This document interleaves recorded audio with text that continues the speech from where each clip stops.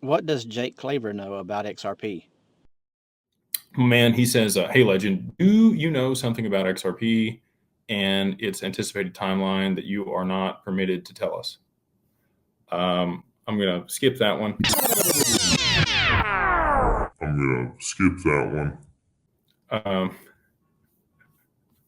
Appreciate the super chat, Zach. Hopefully, you're as excited as I am. Why would Mr. Claver skip this question? Drop some XRP podcast bombs here. I like. Okay, what are they? I have NDAs, so I can't.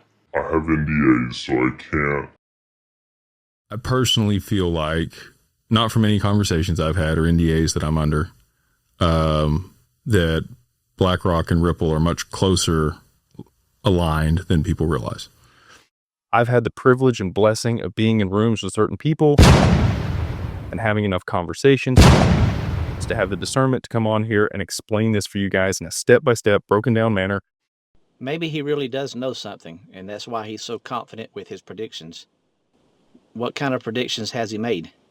What percent chance does XRP go to $1,000 in 2026? I think it'll be more than that in 2026. Once the institutional liquidity pours into these ETFs, you're going to see XRP's price soar somewhere between $50 and $2,000. It's very possible here by the end of 2025 if all of these catalysts play out. And like we talked about with derivatives, XRP could easily reach $10,000 to $50,000 in the next 3 to 5 years when they tokenize the derivatives market and all of that starts settling through XRP via these smart contracts and side chains that are being developed in correlation with that. And this isn't hopium. Okay, I know there's going to be a lot of people that are in the comments below, running their mouth about how none of this is possible and I'm crazy and market cap this. And we got Molly, Miss Wetzel. She says, what is your updated outlook for this year based on how things stand today? Has your confidence been shaken at all? Still 99% sure on 3 digits this year. Yeah, 100%. I become even increasingly more confident every single day that passes with the events that are continuing to take place here at the end of 2025. How much does he actually believe about what he's saying?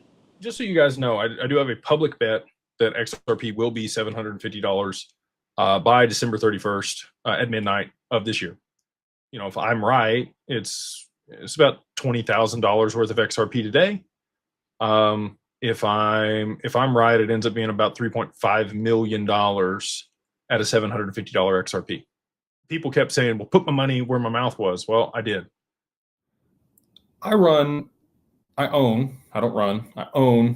the largest crypto RIA in the world. We have over 2,000 clients that we serve. We have $1 billion in AUM. We have $300 million in a hedge fund, primarily all XRP. Okay.